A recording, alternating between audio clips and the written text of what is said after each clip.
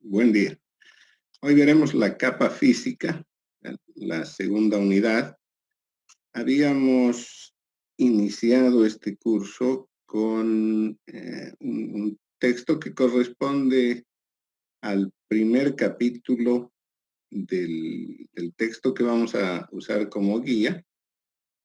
Entonces les había solicitado que lean este texto y que completen un cuestionario que está al final. Ese cuestionario deben realizarlo en, en hoja de papel cuadriculado, tamaño carta, y con esto van a hacer un cuaderno de tareas, digamos, el mismo que será revisado en cuanto retornemos a clases presenciales, ¿sí? Entonces, lo que vamos a ver ahora es la capa física que corresponde a la primera capa dentro de tanto en la estructura de 7 capas del modelo OSI, como en la primera capa de aquel modelo que se había planteado en el libro como guía, porque no se ven las 7 en realidad, son solamente 5 capas que vamos a ver. Bien, entonces empecemos con esto. Los objetivos para esta unidad son estudiar las interfaces eléctricas, vale decir, vamos a ver cómo se generan las señales dentro de señales binarias, ¿no? De la capa física que van a ser entregadas a la siguiente capa, la capa de enlace de datos. Entonces, estas interfaces eléctricas tienen que ver con corriente o voltaje. Tendrán que ver naturalmente con la temporización, es decir, el orden en que van apareciendo estos bits que representan voltajes o corrientes, y las propiedades de los canales, es decir, si hablamos de cables, el rendimiento, la latencia, la tasa de error, ¿no? Todos estos conceptos que en parte ya se habían visto en la unidad 1, sin embargo aquí se van a volver a repetir. Bien, vamos entonces con ello. ¿Cómo se transmiten los datos? Pensaremos en la foto esta de los dos niños ahí hablando con esas latitas y su hilo. Nos puede servir como guía de inicio, ¿sí? Ahí vemos que hay un niño, el que está a la izquierda, que es quien está hablando, y el otro, el de la derecha, escucha, ¿cierto? Entonces hay un emisor y un receptor, ¿sí? El emisor es la fuente de datos y el receptor es el que va a copiar esos datos, ¿no? El que va a recibirlos.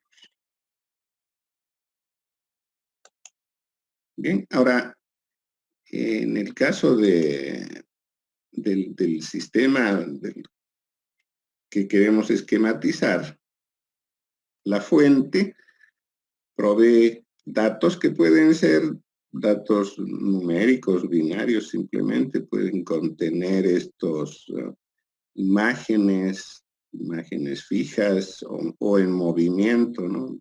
Lo que es video, o también podrían contener otro tipo de información. El destino es quien va a recibir estos datos y los va a almacenar.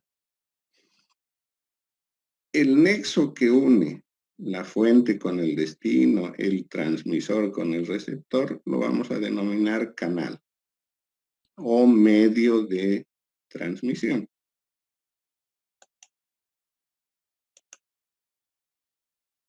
Ahora, el sentido en el que va la información, ¿no? Ahí en el caso de estos niños,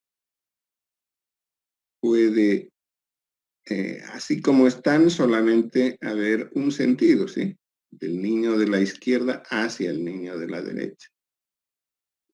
Sin embargo, en algunos sistemas puede existir lo que se conoce como full duplex, ¿sí? El ejemplo que aparece ahí en la fotografía es de una carretera que tiene doble vía, lo que significa que simultáneamente puede ir del transmisor hacia el receptor como del receptor hacia el transmisor, ¿no? El caso típico de esto podría ser la telefonía, ¿no? No digo que todos, pero hay personas que simultáneamente pueden hablar y escuchar.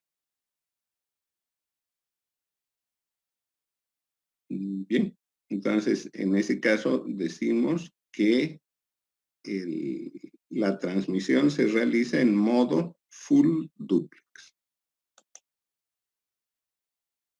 Half duplex, que vendría a ser lo que está ocurriendo con estos dos niños, imagínense, uno está hablando, el otro escucha, pero podrían, una vez que termina de hablar el de la izquierda, cambiar la latita a su oreja y el otro habla por la otra lata, entonces se cambia el sentido, ¿sí? Pero no pueden hacerlo simultáneamente, deben hacerlo uno a la vez. Lo mismo que en el dibujo ese, ¿no? Hay una sola vía de tren. El tren puede ir de la estación A hacia la estación B. Allá, una vez que pasó el tren, podría haber otro tren que usando la misma vía va de la estación B a la estación A. Entonces se dice que el enlace tiene característica half duplex. Una sola vía que se usa en un solo sentido.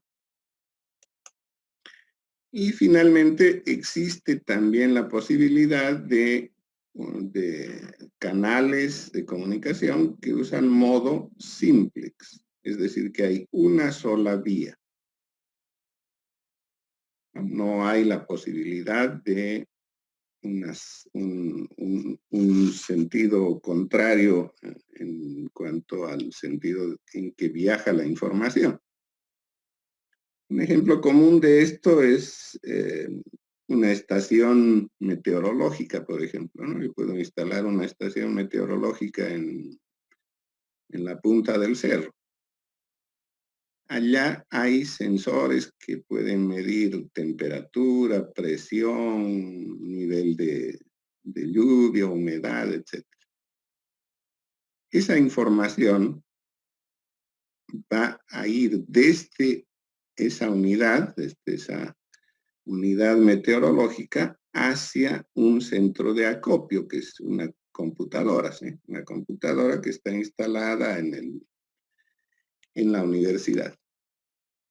Bien, entonces, ¿cuál es el sentido de la información? Solamente desde la estación meteorológica hacia la unidad central. No hay comunicación en el otro sentido.